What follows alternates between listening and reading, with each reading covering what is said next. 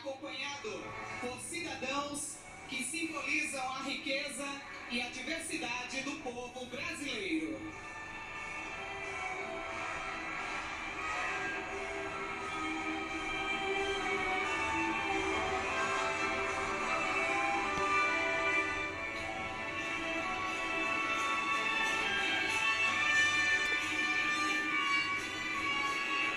Está então o simbolismo que se empresta a esse momento da subida da rampa.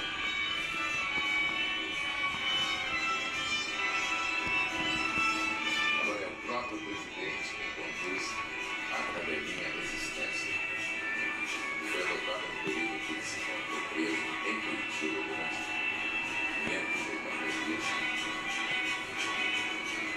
Ao fim do qual ele recuperou o direito de se candidatar à presidência da República com a anulação do processo por incompetência da 13ª Vara de Curitiba, e porque o Supremo julgou que ele não teve um julgamento imparcial como deveria. Concluído então o caminho de volta ao alto da rampa do Palácio do Planalto pelo presidente Lula. 5 cidadãos brasileiros que o acompanharam, a esposa e vice-alvo de sua mulher, Lu.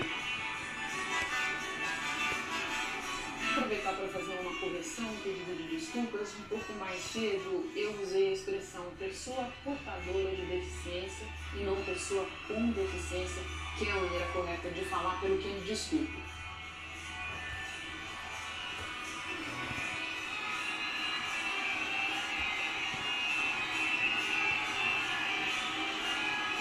Olha lá, só a faixa. O presidente Luiz Inácio Lula da Silva recebe a faixa presidencial das mãos do povo brasileiro.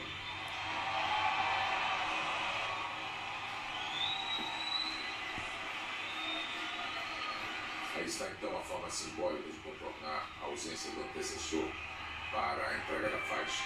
Cidadãos brasileiros fazem esse gesto. E você testemunha ao vivo na Globo neste 1º de janeiro de 2023.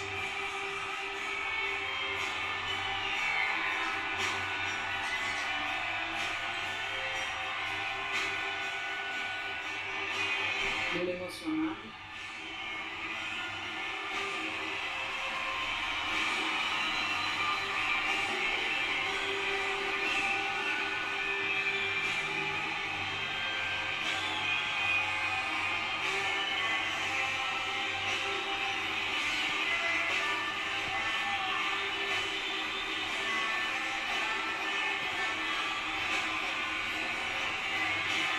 Música de Guilherme Arantes, Amanhã. Raoni, ali com eles. Presidente As Lágrimas. É sempre Raoni, ali com eles. Presidente As Lágrimas, e certamente não está sozinho nisso. Muita gente emocionada em volta dele, no meio público.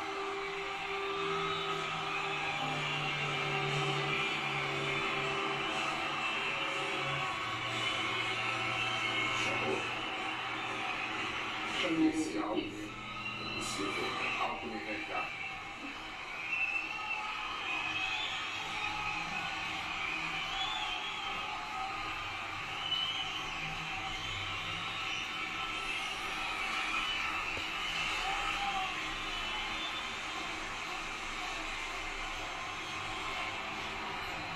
Democracia, sempre disse Luiz Inácio Lula da Silva antes destas cenas que você está testemunhando agora.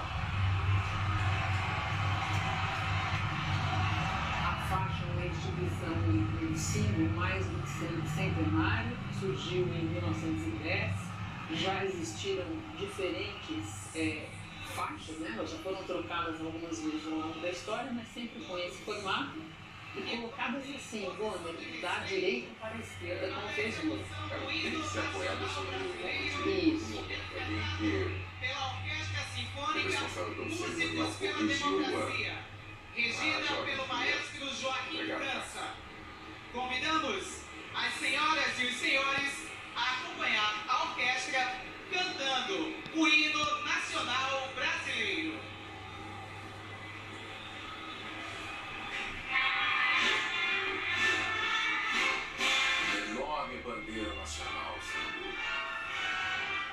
desfraudada, exibida pela multidão. Ao som do hino nacional. Continua.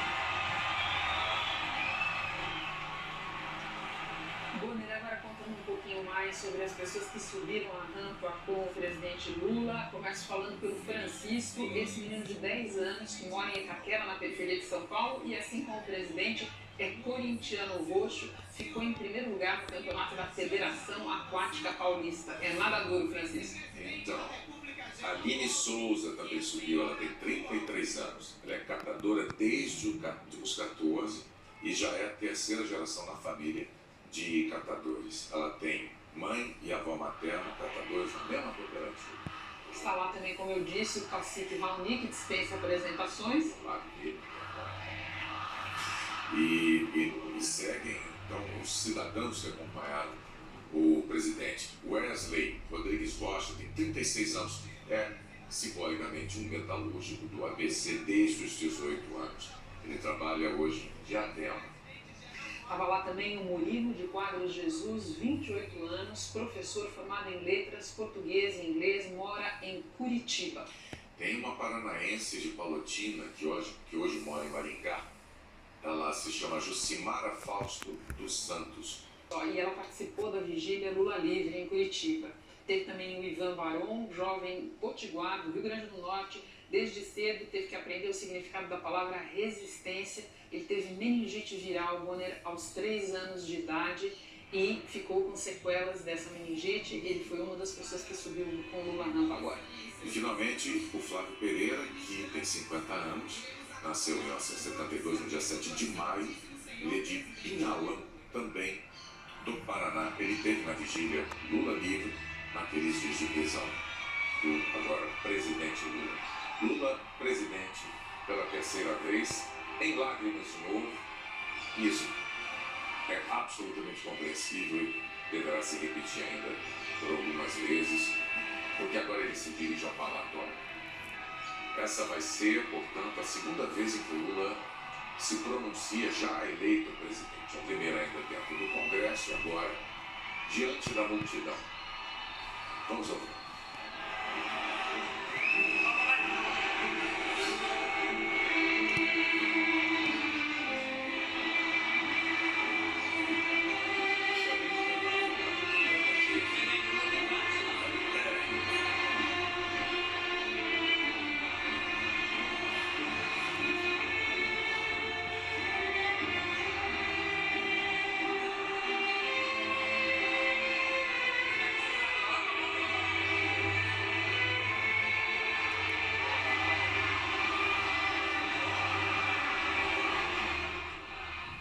Música de Heitor Villa-Lobos, o trenzinho caipira, você ouve ao fundo.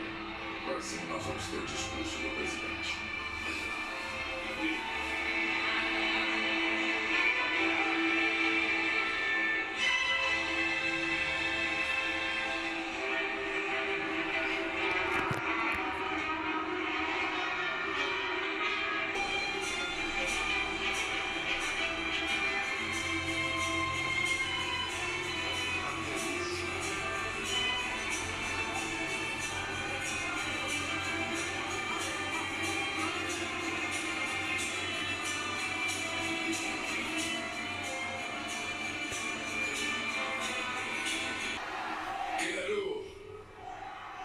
Começar fazendo uma saudação especial a cada um e a cada uma de vocês, uma forma de lembrar e retribuir o carinho e a força que recebia todos os dias do povo brasileiro, representado pela vigília Lula Livre, num dos momentos mais difíceis da minha vida. Hoje, nesse que é um dos dias mais felizes da minha vida, a saudação que eu faço a vocês não poderia ser outra, tão singela e ao mesmo tempo tão cheia de significado. Boa tarde, povo brasileiro!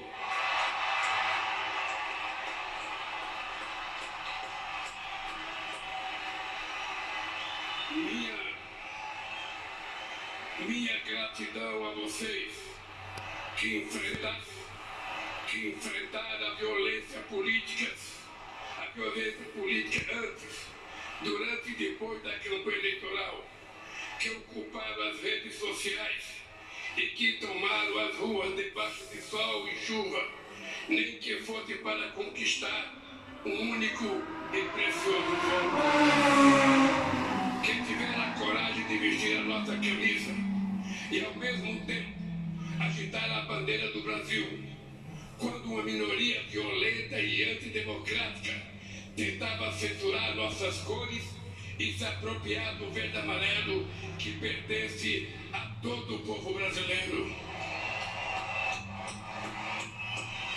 A vocês que vieram de todos os cantos deste país, de perto ou de muito longe, de avião, de ônibus, de carro ou na boleia de um caminhão, de moto, bicicleta e até mesmo a pé, numa verdadeira caravana da esperança para esta festa da democracia.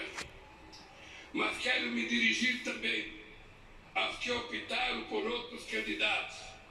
Vou governar para 215 milhões de brasileiros e brasileiras, e não apenas para quem votou em mim. Vou governar governar para todos e todas, olhando para o nosso luminoso futuro em comum e não pelo retrovisor de um passado de divisão e intolerância. A ninguém interessa um país em permanente pé de guerra ou uma família vivendo em desarmonia. É hora de reatarmos os laços com amigos e familiares, rompidos pelo discurso de ódio e pela disseminação de tantas mentiras.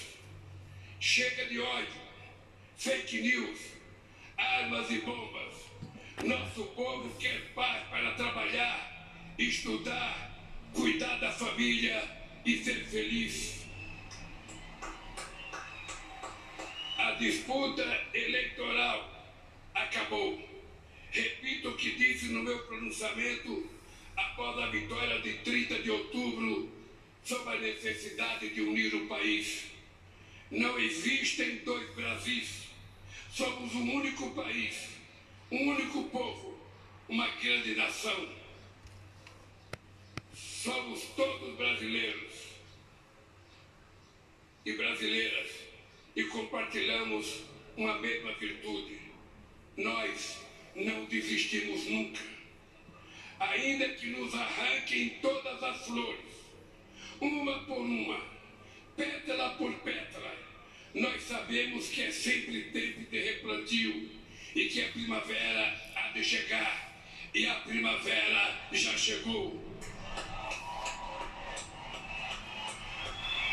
Hoje, a alegria toma posse do Brasil, de braços dados com a esperança. Minhas queridas amigas e meus amigos, recentemente reli o discurso da minha primeira posse na Previdência em 2003. E o que li tornou ainda mais evidente o quanto o Brasil andou para trás. Naquele 1º de janeiro de 2003, aqui nesta mesma praça, eu e o meu querido vice José Alencar assumimos um compromisso de recuperar a dignidade e a autoestima do povo brasileiro, e recuperamos, de investir para melhorar as condições de vida de quem mais necessita, e investimos, de cuidar com carinho da saúde e da educação, e cuidamos. Mas o principal compromisso que assumimos em 2003 foi o de lutar contra a desigualdade e a extrema pobreza, e garantir a cada pessoa deste país o direito de tomar café da manhã, almoçar e jantar todo santo dia. E nós cumprimos esse compromisso. Acabamos com a fome e a miséria e reduzimos fortemente a desigualdade. Infelizmente, hoje, 20 anos depois, voltamos a um passado que julgávamos enterrado. Muito do que fizemos foi desfeito de forma irresponsável e criminosa. A desigualdade e a extrema pobreza voltaram a crescer. A fome está de volta, e não por força do destino, não por obra da natureza, nem por vontade divina. A volta da fome é um crime, o mais grave de todos, cometido contra o povo brasileiro. A fome é filha da desigualdade, que é a mãe dos grandes males que atrasam o desenvolvimento do Brasil. A desigualdade apequena este nosso país de dimensões continentais ao dividi-lo em partes que não se reconhecem. De um lado, uma pequena parcela da população que tudo tem. Do outro lado, uma multidão a quem tudo falta, e uma classe média que vem empobrecendo ano a ano pelas injustiças do governo. Juntos somos fortes. Divididos seremos sempre o país do futuro que nunca chega e que vive em dívida permanente com o seu povo. Se queremos construir hoje o nosso futuro, se queremos viver num país plenamente desenvolvido para todos e todas, não pode haver lugar para tanta desigualdade. O Brasil é grande, mas a real grandeza de um país reside na felicidade de seu povo. E ninguém é feliz de fato em meio há tanta desigualdade. Minhas amigas e meus amigos, quando digo governar, eu quero dizer cuidar. Mais do que governar, vou cuidar com muito carinho deste país e do povo brasileiro. Nesses últimos anos, o Brasil voltou a ser um país mais desigual, um dos países mais desiguais do mundo. Há muito tempo, não víamos tamanho abandono e desalento nas ruas. Mães garimpando lixo em busca de alimento para os seus filhos. Famílias inteiras dormindo ao relento, enfrentando o frio, a chuva e o medo. Crianças vendendo bala ou pedindo esmola, quando deveriam estar na escola, vivendo plenamente a infância que tem direito. Trabalhadores e trabalhadoras desempregados, exibindo nos semáforos cartazes de papelão com a frase que nos envergonha a todos. Por favor, me ajuda.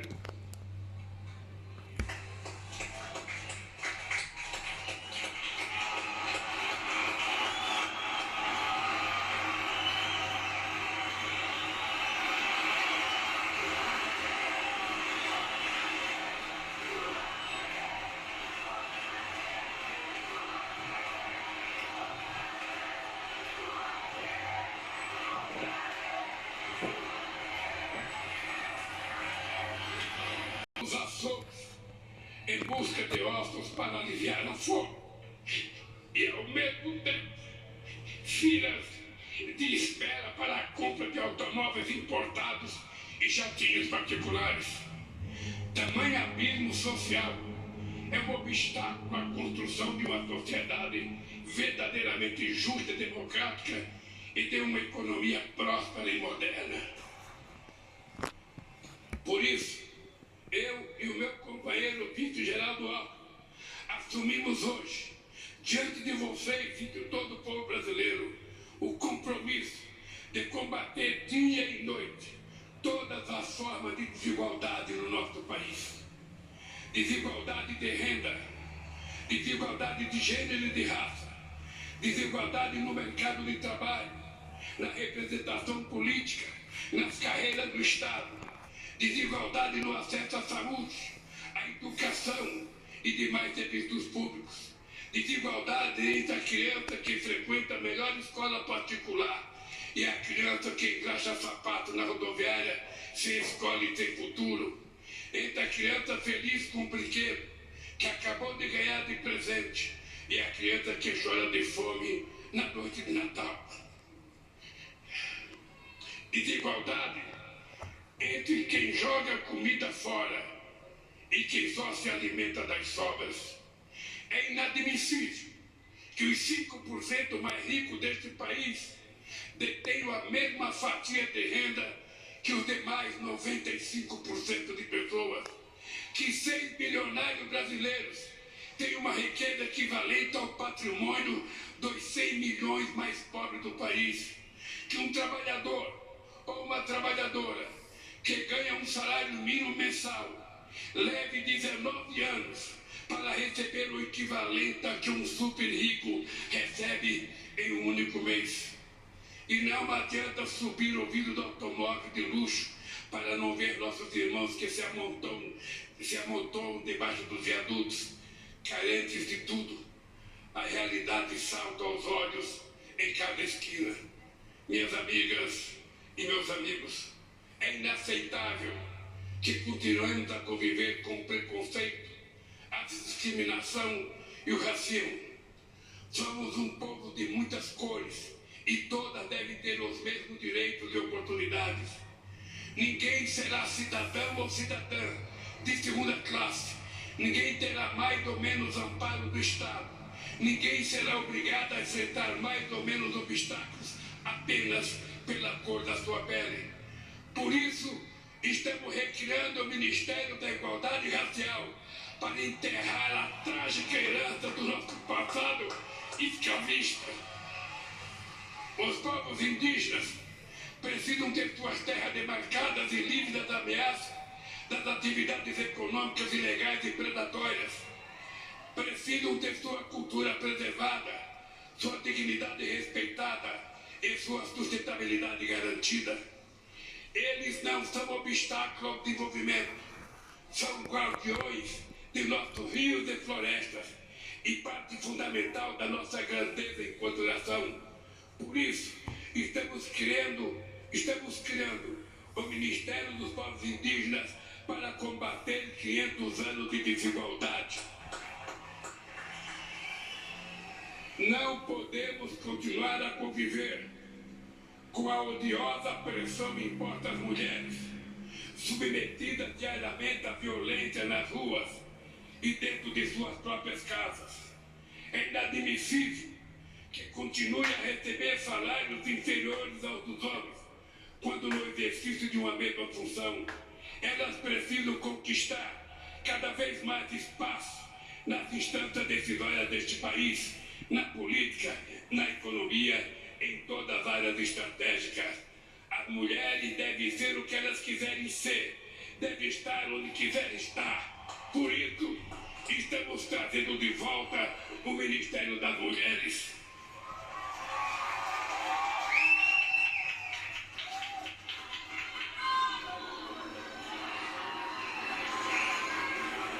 Foi para combater a desigualdade e suas sequelas que nós vencemos a eleição. E esta será a grande marca do nosso governo. Dessa luta fundamental surgirá um país transformado, um país grande e próspero, forte e justo, um país de todos, por todos e para todos, um país generoso e solidário, que não deixará ninguém para trás.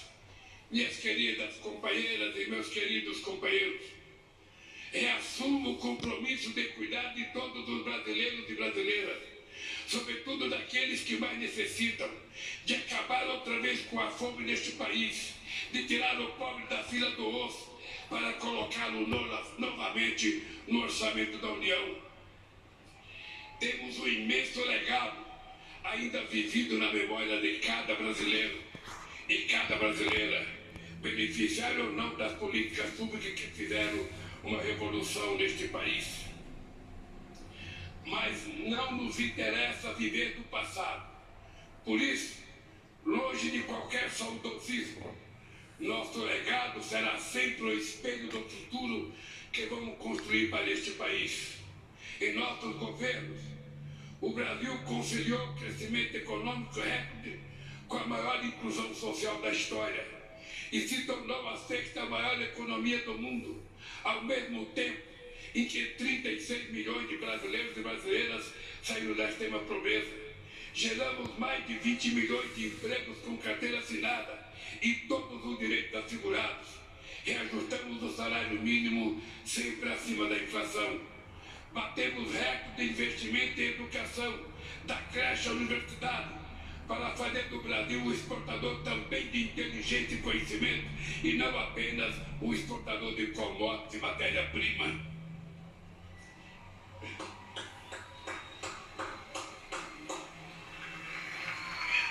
Nós, mais que dobramos o número de estudantes no ensino superior e abrimos a porta das universidades para a juventude pobre deste país, jovens brancos, negros e indígenas, para que o diploma universitário era um sonho inalcançável, tornarem-se doutores. Combatemos um dos grandes focos de desigualdade, o acesso à saúde, porque o direito à vida não pode ser refém da quantidade de dinheiro que se tem no banco.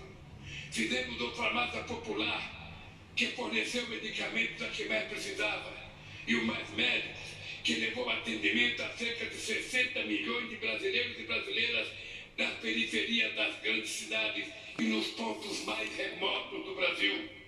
Criamos o Brasil Sorridente para cuidar da saúde bucal de todos os brasileiros e brasileiras. Fortalecemos o nosso Sistema Único de Saúde e quero aproveitar para fazer um agradecimento especial aos profissionais do SUS pela grandiosidade do trabalho durante a pandemia. Enfrentaram bravamente ao mesmo tempo um vírus letal e um governo irresponsável e desumano. Nos nossos governos, Investimos na agricultura familiar e nos pequenos e médios agricultores, responsáveis por 70% dos alimentos que chegam à nossa mesa.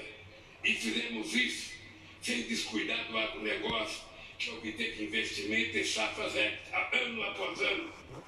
Tomamos medidas concretas para combater as mudanças climáticas e reduzimos o desmatamento da Amazônia em mais de 80%. O Brasil consolidou-se como referência mundial no combate à desigualdade e à fome e passou a ser internacionalmente respeitado pela sua política externa ativa e altiva. Fomos capazes de realizar tudo isso, cuidando com total responsabilidade das finanças do país. Nunca fomos irresponsáveis com o dinheiro público. Fizemos superávit fiscal todos os anos. Eliminamos a dívida externa, acumulando reservas de 370 bilhões de dólares e reduzimos a dívida interna a quase metade do que era quando chegamos no governo. Nos nossos governos, nunca houve nem haverá gastança alguma. Sempre investimos e voltaremos a investir em nosso bem mais precioso, que é o povo brasileiro.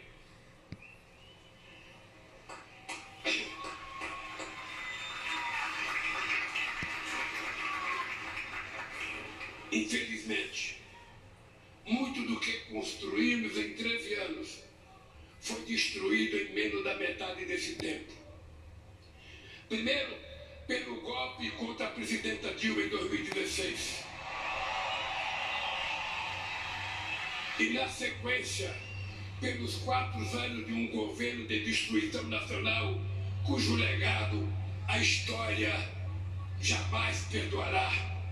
700 mil brasileiros e brasileiras mortos pelo Covid-19, 125 milhões sofrendo algum grau de insegurança alimentar, de moderada a muito grave, e 33 milhões passando fome. Esses são apenas alguns números, que na verdade não são apenas números, estatísticas e indicadores. São pessoas, homens, mulheres e crianças, vítimas de um desgoverno, afinal derrotado pelo povo no histórico 30 de outubro de 2022. Os grupos técnicos do Gabinete de Transição, coordenada pelo meu vice, que por 2 meses mergulharam nas entranhas do governo anterior, trouxeram a público a real dimensão da tragédia. O que o povo brasileiro sofreu nesses últimos anos foi a lenta e progressiva construção de um verdadeiro genocídio. Quero citar a título de exemplo um pequeno trecho das 100 páginas desse verdadeiro relatório do caos produzido pelo Gabinete da Transição. Diz o relatório: o Brasil bateu recorde de feminicídio. As políticas de igualdade raciais sofreram um severo retrocesso. Produziu-se um desmonte das políticas da juventude e os direitos indígenas nunca foram tão ultrajados na história recente do país. Os livros didáticos que deverão ser usados no ano letivo de 2023 ainda não começaram a ser editados. Falta remédio na farmácia popular. Não há estoque de vacinas para o enfrentamento das novas variantes da Covid-19.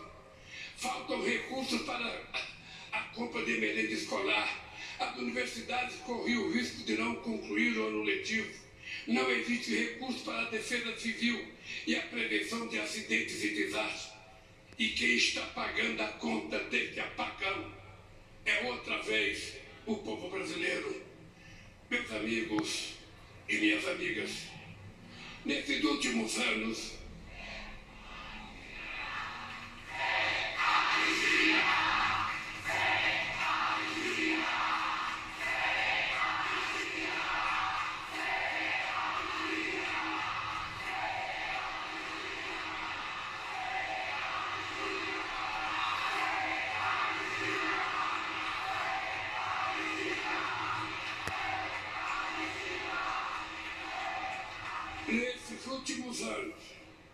vivemos sem dúvida um dos piores períodos da nossa história. Uma era de sombras, de incertezas e de muito sofrimento. Mas esse pesadelo chegou ao fim pelo voto soberano, na eleição mais importante desde a redemocratização do país. Uma eleição que demonstrou o compromisso do povo brasileiro com a democracia e suas instituições.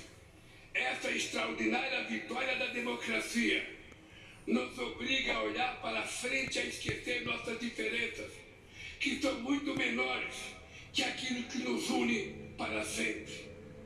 O amor pelo Brasil e a fé inquebrantável em nosso povo. Agora é hora de reacendermos a chama da esperança, da solidariedade e do amor ao próximo.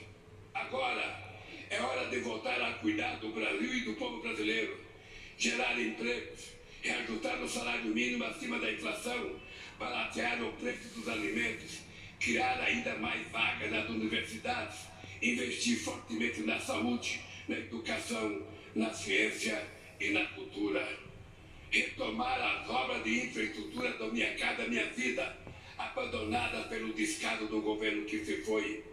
É hora de trazer investimentos e reindustrializar o Brasil, combater outras vezes as mudanças climáticas e acabar de uma vez por todas com a devastação dos nossos biomas, sobretudo a nossa querida Amazônia. Romper com o isolamento internacional e voltar a se relacionar com todos os países do mundo. Não é hora para ressentimentos estéreis. Agora é hora de o Brasil olhar para frente e voltar a sorrir. Vamos virar esta página e escrever em conjunto um novo e decisivo capítulo da nossa história. Nosso desafio comum é o da criação de um país justo, inclusivo, sustentável e criativo, democrático e soberano para todos os brasileiros e brasileiras. Fiz questão de dizer ao longo de toda a campanha: o Brasil tem jeito, e volto a dizer com toda convicção, mesmo diante do quadro de destruição revelado pelo Gabinete da Transição, o Brasil tem jeito, depende de nós, de todos nós, e vamos reconstruir este país. Em meus 4 anos de mandato, vamos trabalhar todos os dias para o Brasil vencer o atraso de mais de 350 anos de escravidão, para recuperar o tempo e as oportunidades perdidas nesses últimos anos, para reconquistar seu lugar de destaque no mundo e para que cada brasileiro e cada brasileira tenha o direito de voltar a sonhar e as oportunidades para realizar aquilo que sonha. Precisamos todos juntos reconstruir e transformar o nosso querido país. Mas só reconstruiremos e transformaremos de fato esse país se lutarmos com todas as forças contra tudo aquilo que o torna tão desigual. Essa tarefa não pode ser de apenas um presidente ou mesmo de um governo. É urgente e necessária a formação de uma frente ampla contra a desigualdade que envolva a sociedade como um todo. Trabalhadores, empresários, artistas, intelectuais, governadores, prefeitos, deputados, senadores, sindicatos, movimentos sociais, associações de classes, servidores públicos, profissionais liberais, líderes religiosos, cidadãos e cidadãos comuns. Afinal, é tempo de união e reconstrução do nosso país. Por isso, faço esse chamamento a todos os brasileiros e brasileiras que desejam um Brasil mais justo, solidário e democrático. Juntem-se a nós num grande mutirão contra a desigualdade. Quero terminar pedindo a cada um e a cada uma de vocês que a alegria de hoje seja a matéria-prima da luta de amanhã e de todos os dias que virão. Que a esperança de hoje fermente o pão que há de ser repartido entre todos. E que estejamos sempre prontos a reagir em paz e em ordem a quaisquer ataques extremistas que queiram sabotar e destruir nossa democracia. Na luta pelo bem do Brasil, usaremos as armas que os nossos adversários mais temem. A verdade que se sobrepôs à mentira, a esperança que venceu o medo e o amor que derrotou o ódio. Viva o Brasil e viva o povo brasileiro!